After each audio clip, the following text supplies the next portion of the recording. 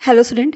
Section 15 cover करने के बाद जो कि चार्जेबिलिटी सेक्शन था, अब हम बात करेंगे रिडक्शन की। मतलब सैलरी हेड से जिनकी इनकम होती है उनको कौन कौन से रिडक्शन अलाउड है। इट मीन्स कि इनकम टैक्स एक्ट कहता है कि अगर बीइंग एन एसएससी आपकी सैलरी से इनकम हो रही है तो ये कुछ स्पेसिफिक डिडक्शन है जो आपको और मिलेंगे, राइट।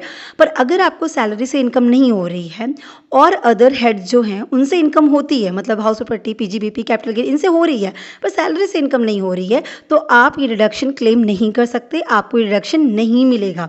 आपको ग्रॉस इनकम में से बाकी डिडक्शन मिलेंगे जो चैप्टर 6A के होते हैं ना, आपके एटीसी वाले डिडक्शंस, एटीज के डिडक्शन जितने हैं वो मिलेंगे, लेकिन आपको ये सैलरी हेड के अंदर जो डिडक्शन मिलता है वो डिडक्शन अलाउड नहीं होगा। क्यों? क्योंकि आपकी सैलरी से कोई इनकम नहीं है, right. So income tax act 1961 के सेक्शन 16 के अंदर सैलरी के हेड से मिलने वाले, मतलब सैलरी हेड से अगर आपको इनकम है तो आपको मिलने वाले डिडक्शन के बारे में डील किया गया है, राइट। वहीं अगर इनकम टैक्स एक्ट 2025 के बारे में बात करें तो ये सेक्शन 19 कवर करता है। मतलब डिडक्शन का सेक्शन कौन सा हो जाएगा? सेक्शन 19 हो जाएगा सैलरी हेड के रिगार्डिंग। क्लियर है? अब इनकम टैक्स एक्ट 1961 हमें सैलरी से जिनकी भी सैलरीड इनकम है उनको 3 डिडक्शन अलाउ करता है। मतलब 3 तरह की छूट आपको मिलने वाली है। आपकी टोटल इनकम कैलकुलेट की जाएगी सैलरी से कि भाई सैलरी से आपको इतनी इनकम मिल गई। अब इस सैलरी से मिलने वाली स्पेसिफिक इनकम से आपको ये छूट मिल जा रही है कि हम आपकी सैलरी की इनकम को इतने इतने अमाउंट से कम कर सकते हैं। ठीक है, तो वो 3 चीज़ें क्या हैं जिनके डिडक्शन आपको मिलते हैं बीइंग एन सैलरीड एम्प्लॉई। ठीक है, तो कौन कौन से? एक हमारा आता है स्टैंडर्ड डिडक्शन, दूसरा आता है डिडक्शन फॉर एंटरटेनमेंट अलाउंस और तीसरा आता है प्रोफेशनल टैक्स का डिडक्शन। ये 3 डिडक्शन हमें अलाउ होते हैं, स्टैंडर्ड डिडक्शन, एंटरटेनमेंट अलाउंस का डिडक्शन और प्रोफेशनल टैक्स का डिडक्शन। क्लियर है?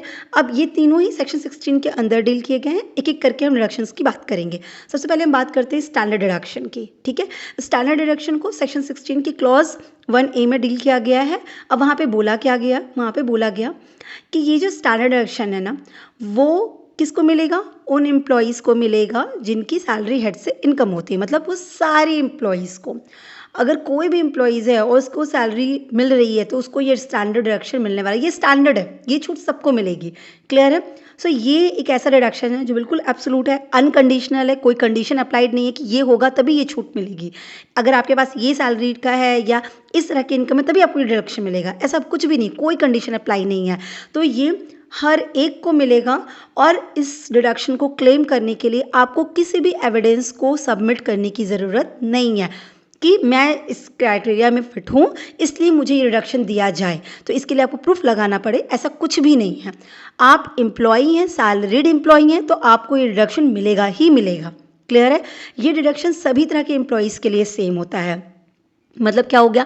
आप सेंट्रल गवर्नमेंट के एम्प्लॉई हो, स्टेट गवर्नमेंट के एम्प्लॉई हो, आप कोई प्राइवेट ऑर्गेनाइजेशन में जॉब करते हो, आप किसी भी तरह के एम्प्लॉई हो, अगर आप सैलरीड पर्सन हो, बस इतना ही काफ़ी है, आपको ये स्टैंडर्ड डिडक्शन अलाउ होगा ही होगा। Is it clear?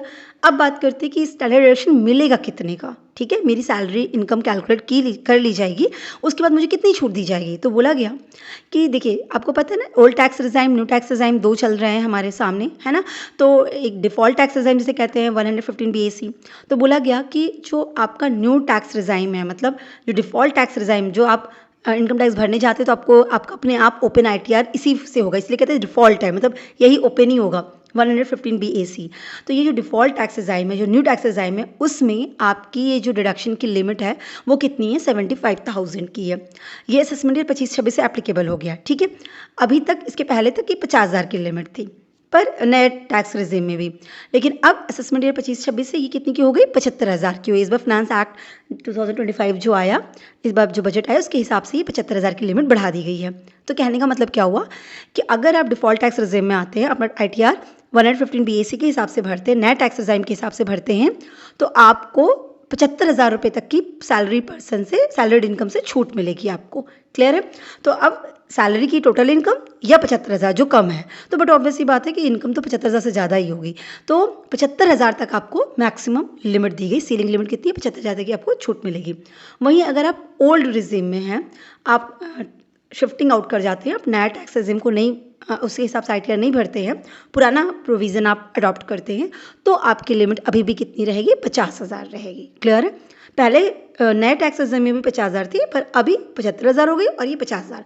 तो ये छूट सबको मिलेगी, याद रखिए। स्टैंडर्ड डिडक्शन की लिमिट, और MCQs में पूछते भी ऐसे ही हैं, स्टैंडर्ड डिडक्शन की लिमिट कितनी हो गई, तो आपको उसमें मेंशन रहेगा नया टैक्स एग्जाम या ओल्ड टैक्स एग्जाम, तो उस हिसाब से आपको लगाना होगा 75,000 या 50,000। क्लियर है?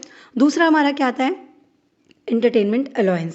सेक्शन 16 क्लॉज 2 के अंदर डील किया गया। वहाँ क्या बोला गया कि भाई इंटरटेनमेंट अलाउंस बेसिकली जो होता है इंटरटेनमेंट पर्पस के लिए एम्प्लॉयर के थ्रू एम्प्लॉय को कुछ अलाउंस प्रोवाइड किया जाता है। तो ये एक टैक्सेबल अलाउंस है, मतलब अगर आपको ये अलाउंस मिलता है कि आपके एंटरटेनमेंट के लिए आपका एम्प्लॉयर कुछ एक्स्ट्रा आपको पैसे दे रहा है, चीज़ें प्रोवाइड कर रहा है, तो उस केस में उसको इनकम मानी जाएगी और उससे जो भी पैसा मिला उसको आपकी सैलरी की इनकम में ऐड कर दिया जाएगा। लेकिन अगर यही इंटरटेनमेंट अलाउंस एक गवर्नमेंट एम्प्लॉय को रिसीव हो रहा है, चाहे वो सेंट्रल गवर्नमेंट हो चाहे वो स्टेट गवर्नमेंट हो, आप एक सेंट्रल या स्टेट गवर्नमेंट एम्प्लॉय हैं और आपको रिसीव हो रहा है, तो आपको ये डिडक्शन मिलेगा। मतलब ये देखिए, स्टैंडर्ड डिडक्शन कैसा था? एब्सोल्यूट और अनकंडीशनल, मतलब एग्जैक्ट आपको 75,000 मिलेगा ही मिलेगा, है ना, 50,000 मिलेगा ही मिलेगा, और कोई कंडीशन नहीं थी। पर यहाँ कंडीशन अप्लाइड है। कंडीशन क्या अप्लाइड है कि आपको डिडक्शन तभी मिलेगा जब आप एक गवर्नमेंट एम्प्लॉय हैं। अगर आप गवर्नमेंट एम्प्लॉय नहीं हैं तो आपको एंटरटेनमेंट अलाउंस का डिडक्शन नहीं मिलेगा। बाकी सारे एम्प्लॉयज़ को ये डिडक्शन टैक्सेबल होता है। तो जब क्वेश्चंस पूछे भी जाते हैं तो वहाँ पे बड़ा ये स्पेसिफिकली मेंशन कर दिया जाता है कि ये एक एम्प्लॉई हैं, ठीक है, बताया ही नहीं जाएगा कि सेंट्रल मतलब गवर्नमेंट एम्प्लॉई हैं या नहीं, और फिर एंटरटेनमेंट अलाउंस पूछा जाएगा। तो याद रखिएगा, एंटरटेनमेंट अलाउंस गवर्नमेंट एम्प्लॉय को ही अलाउड है, अदरवाइज किसी को अलाउड नहीं है। अब कितना मिलेगा? तो बोला गया कि लीस्ट ऑफ द फॉलोइंग। पहली कंडीशन तो यही होगी कि भाई आप गवर्नमेंट एम्प्लॉय हो। दूसरा, कितनी की छूट दी जाएगी आपको? तो बोला गया कि 3 क्राइटेरिया हम आपको देंगे, इन तीनों में जो सबसे कम अमाउंट होगा उतने की आपको छूट दे दी जाएगी। क्लियर है? तो पहला क्या हो गया कि actual amount of entertainment allowance receive. Actually आपने एंटरटेनमेंट के नाम पे कितना पैसा रिसीव किया, ठीक है, बीइंग एन एम्प्लॉय एंटरटेनमेंट के नाम पे आपको कितना पैसा दिया गया, तो एक्चुअल अमाउंट जो आपने रिसीव किया, या आपका जो बेसिक सैलरी है, मतलब कोई भी अलाउंस, परक्यूजिट या कुछ भी बेनिफिट वगैरह ऐड किए बिना जो बेसिक सैलरी है उसका 20% या 1/5 हम कैलकुलेट कर लेंगे वो अमाउंट, ठीक है। एक्चुअली कितना पैसा पाया आपने? बेसिक सैलरी का 1/5 या 20% हम कैलकुलेट कर लिए, और या फिर 5,000 रुपया। इन तीनों में जो सबसे कम होगा वही अमाउंट आपको छूट के रुपए में दे दिया जाएगा। इसको ऐसे समझिएगा कि मान लीजिए कि आपको 10,000 रुपया का एंटरटेनमेंट के नाम पे पैसा रिसीव हुआ, साल भर में एक बार 10,000 रुपये एंटरटेनमेंट के नाम से रिसीव हुआ, तो एक्चुअल अमाउंट कितना हो गया? 10,000। और मानते हैं कि आपकी बेसिक सैलरी का जब 20% निकालते हैं तो 7,000 आता है, ठीक है। तो 10,000, 7,000 या 5,000, तो कम क्या हो? 5,000। तो मैक्सिमम कितना आपको छूट मिल सकती है? 5,000 रुपये। एंटरटेनमेंट के नाम पे मैक्सिमम 5,000 की सीलिंग लिमिट है, इतना ही आपको छूट मिलेगी। क्लियर है? अब नेक्स्ट हमारा आता है professional tax. Professional tax section 16 clause 3 के अंदर डील किया गया। वहाँ पर क्या बोला गया कि देखिए, प्रोफेशनल टैक्स मतलब समझ लीजिएगा, जो भी प्रोफेशनल्स होते हैं ना, उनको एक टैक्स गवर्नमेंट को पे करना पड़ता है, ठीक है। मतलब आप एडवोकेट हैं, आप CA हैं, है ना, आप डॉक्टर हैं, तो आपको अपनी मेंबरशिप वगैरह के रिगार्डिंग या इस तरह से आपको गवर्नमेंट को टैक्स पे करना पड़ता है। तो जो भी कोई भी सम अगर SSC ने बीइंग एन एम्प्लॉयमेंट के नाम पे वो टैक्स उसने पे किया है, तो वो उनको डिडक्शन के लिए अलाउ है, ठीक है। याद रखिएगा, यहाँ कंडीशन अप्लाई नहीं की गई कि आप गवर्नमेंट हैं या नॉन गवर्नमेंट एम्प्लॉय हैं। ये उन सभी SSC को मिलेगा जो प्रोफेशनल होंगे, जो प्रोफेशनल टैक्स पे कर रहे होंगे, उन सभी को मिलेगा। पहली बात तो थी। अब दूसरी इंपॉर्टेंट बात, अगर आपने ये एडवांस में पे कर दिया है, मतलब आपने नेक्स्ट ईयर का एम्प्लॉयमेंट टैक्स या प्रोफेशनल टैक्स अभी ही पे कर दिया है, तो क्या मुझे इस बार छूट मिलेगी? यस। आप एडवांस में भी पे करेंगे तो भी आपको वो अलाउ किया जाएगा। क्लियर है? एक ही बार अलाउ किया जाएगा। आप नेक्स्ट ईयर का अभी ही पे कर दे, एडवांस में पे कर दे, तो इस साल आपको अलाउ कर दिया जाएगा। क्लियर है? तो ये एक चीज़ हो गई। अब यहाँ पे एक और बात हो गई कि अगर मान लीजिए प्रोफेशनल टैक्स आपने नहीं, आपके एम्प्लॉयर ने पे कर दिया अपने पॉकेट से, देन क्या होगा?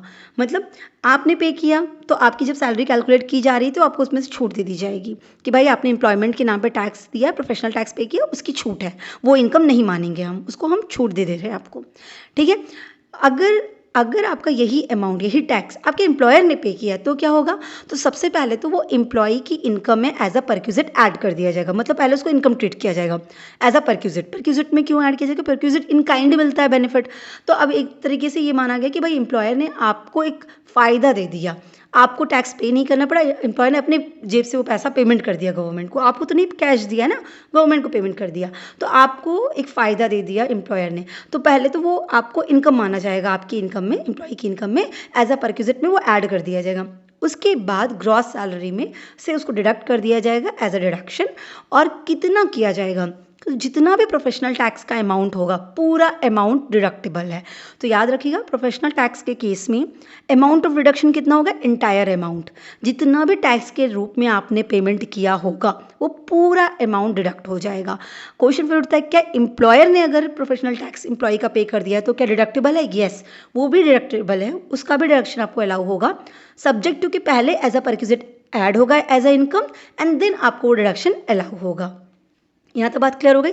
एक और इम्पॉर्टेंट बात बता दूँ, अब जब आप नया टैक्स रिजिम को फॉलो करते हैं ना, मतलब 115BAC के अंदर अगर आपने टैक्स को फिल कर रहे हैं, ITR फॉर्म फिल कर रहे हैं, टैक्स भर रहे हैं, तो आपको सिर्फ स्टैंडर्ड डिडक्शन मिलेगा, आपको एंटरटेनमेंट अलाउंस, प्रोफेशनल टैक्स का डिडक्शन नहीं मिलेगा। याद रखिएगा, प्रोफेशनल टैक्स और एंटरटेनमेंट अलाउंस का ये जो डिडक्शन है वो सिर्फ तभी मिलेगा जब आप ओल्ड टैक्स रिजिम को फॉलो कर रहे होंगे। तो अगर आप ओल्ड टैक्स रिजिम के हिसाब से टैक्स ITR भर रहे होंगे और टैक्स पे करते होंगे, उसका स्लैब रेट आप पे एप्लीकेबल होगा, तभी आपको प्रोफेशनल और एंटरटेनमेंट अलाउंस का रिडक्शन मिलेगा, अदरवाइज नहीं मिलेगा। सो नए टैक्स रिजाइम के अंदर, डिफॉल्ट टैक्स रिजाइम के अंदर सेक्शन 115BAC के अंदर सिर्फ एक डिडक्शन मिलता है, that is your standard deduction salaried employ को, इसके अलावा कोई डिडक्शन नहीं मिलता है। सो आई होप आपको क्लियर होगा, डिडक्शन पूरा इतना ही है। Wish you all the best, thank you so much.